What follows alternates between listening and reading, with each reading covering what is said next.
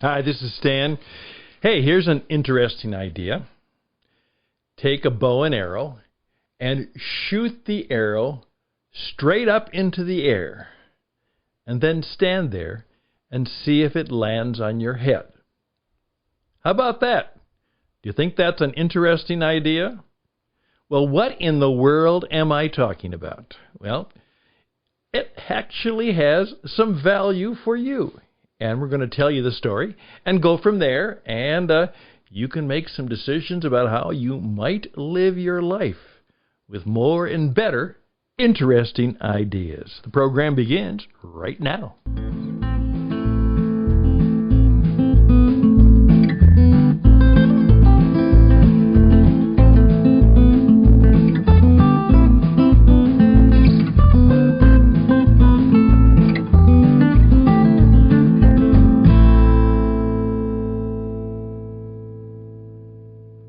And again, our new program format is all about you, and I am out there. I made about 3 or 4 phone calls to some very significant people yesterday, and I mean significant. Not that they're famous in any way, or celebrities, or well-known, but they are significant people in the fact that they are people to be reckoned with. They achieve. They serve. They make things happen. They are not just people, and this is another interesting idea, they are not people caught in the think tank. Unfortunately, most people today are caught in the think tank when they need to jump into the shark tank. Now, that's an interesting idea, but we'll talk about that on a later program. Right now, I'd love to hear from you. StanHouston@gmail.com. StanHouston@gmail.com. And you say, Stan, I have an interesting idea, and I'd like to talk about it on your radio program. And then you tell me what the idea is, and we'll decide if that could be something that we can do. And the interesting ideas are, first of all, just about anything. Secondly, they are about, hopefully, hey, something that will be helpful in our life and career. And then maybe, as we hit the weekends, something that has some real matters, some eternal significance, an interesting idea about something that, as we say, is evergreen, is eternal, makes a difference. It's truly important. Because most of the things that happen in life happen to us, with us, and when it comes right down to it, they're not really that significant. They just are. So if you're one of those people who has an interesting idea, and the reason I'm doing this, if you want to succeed in the creator economy, which will be very significant in the post-COVID economy, you are going to have to become a man or a woman who's fully alive and is continually, every day, creating new ideas. And then, of course, not just staying in the think tank, but perhaps making the leap into the shark tank. But here's the interesting idea. Tom Ross, who is becoming a unique friend, and we're already friends, but he is becoming more and more unique. He's the artist, which I'm going to have a podcast with him, because he is such a Renaissance man, from art to history to baseball, you name it. And he has helped me to see a number of things quite differently. He's kind of wild and crazy in some faces and places and ways of doing things, but a powerful man, a powerful intellect, a powerful person. And he was telling me a little bit about one of the paintings he had done. Was a painting that was about an Indian ceremony that was oftentimes conducted by certain Indian tribes, because what their idea was that a young man was not a young man. He was a young boy until he had shown his strength and his power and his courage by going on something dangerous like a vision quest, where actually his life might have been in danger, and made it through, come through, came through, made it through. And as a result, he then could be welcomed into maturity, into full manhood. Now, one of my friends, Richard Rohr, and I've never met him personally, but he's been a long-time mentor, in his work and ministry in Albuquerque, New Mexico, about true and powerful spirituality, has said that one of the major problems with our world today is that we do not have anymore, particularly for young men, an initiation ritual. We do not have a very powerful, specific way for a boy to be going and surviving and making it through the initiation so that he can be welcomed both to the privileges but much, much more to the responsibilities of true manhood and then true leadership. We don't do that anymore. We don't have the initiation that was oftentimes present in our past culture, and as he points out, has been present in every culture throughout history. And to abandon that principle might be something really stupid. And we might be the young and stupid culture right now. Well, here's the story. According to Tom, that the custom was among this specific tribe that you had to be honest about it. The young man would take his bow and arrow and make sure that it was sharp and deadly, and then without cheating, he wouldn't try and fudge it, because that was a sign of no courage. He would shoot the arrow straight into the air, and then he would stand there and waiting for the arrow to fall. Now, of course, you know from some of your own studies that particularly if you got it straight enough, that once it turned, the gravity would bring it back just about exactly where it started from. And so what you were doing is you were demonstrating that you had the courage to stand there and take the risk of having that arrow come right down on you. That what you shot into the air, you were responsible for, and it will come back to you. Good lesson to learn.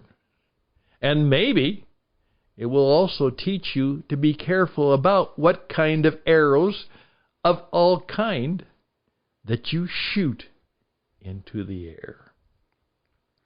All right, time for a break. What do you think about that interesting idea?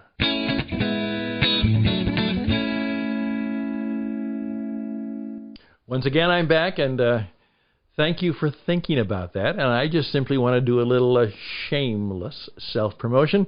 What you're hearing is On the Edge, and it is a presentation of a new experiment which we simply call the Creator Enterprise University. And that's right, it truly is the start of a new university, because we believe that much of the present culture and educational formats have literally moved from what we used to be called a movement, and then it becomes an organization, and then it becomes a business, and then it becomes a racket, that in effect the educational systems, particularly in our Western culture, are failing profoundly to help boys and girls become men and women and become powerful, useful, and responsible citizens, able to take care of themselves and serve others and grow families that make a difference and make sure that the civilization they live in survives and becomes better because of them. That's what we want to do, and we're going to start, as everything always starts with one.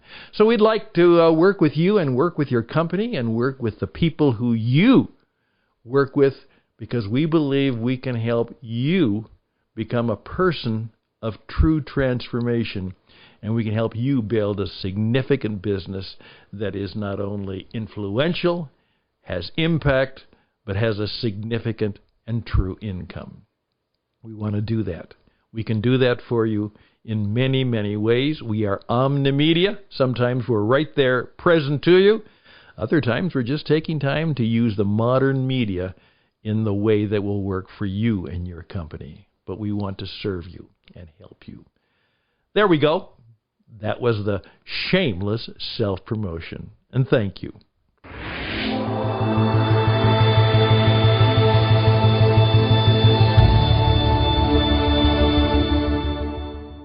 Well, here we go now. Back to the lesson. That was an interesting idea. Now, what are you going to do with that? Well, perhaps you're going to take some time to examine your own heart of courage and your own ability to take risks. But don't go shoot the arrow into the air. But think about what the idea was trying to achieve. It was trying to help us find ways to grow into stronger and braver and bolder people. And not to be people who would do the popular thing or the safe thing, but the perhaps courageous and right thing. Now, what I would ask you and your company right now, I think one of the things that might come out of this pandemic crisis is that we realize that building a life and a business is not just who you are and what you know. It is the amount of spiritual power and character development that you have. From time to time, I, with a smile, will tell a leader that half of the people are this, and the other half of the people are that. Most people fall into one of two categories. They're either dead or they are alive. I'm talking about the people who are physically still here. But in so many ways, they are spiritually, emotionally, relationally dead. Try and avoid them and hire the people who are not only alive, but fully alive. Now let me ask you this question. Going forward, here is an interesting idea. For you, and you as a business leader, would you tell me what it means to be fully alive? If you describe yourself or describe another as a person who's fully alive, in words and pictures and stories, can you tell me who is truly fully alive? Just thought I would ask.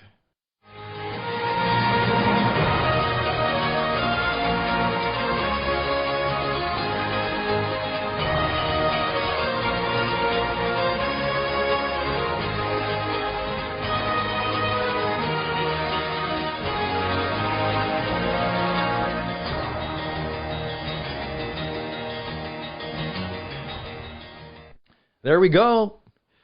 You see, we got all this done in about 15 minutes. You don't need 15 hours. Sometimes you can learn a great deal in just 15 or 20 minutes. And oftentimes that's what we want to do. And every day, in every way, we are looking for interesting ideas. Some of them are going to be good. Some of them are going to be bad. Some of them are just there. But the man or woman who will make it in the creative economy that's coming is not one who is like they were before. Someone said BC, before COVID. Now it's different. Now it's new, and you're going to have to be a new person doing new things in powerful ways. And keep in mind, you can't transform a company. You cannot transform a whole culture. What you do is you have to create something new. Just let that sit on your head for a while, because that's another interesting idea. Please reach out to me, stanhouston@gmail.com, stanhouston@gmail.com. And as always, the best and blessings to you. Bye for now.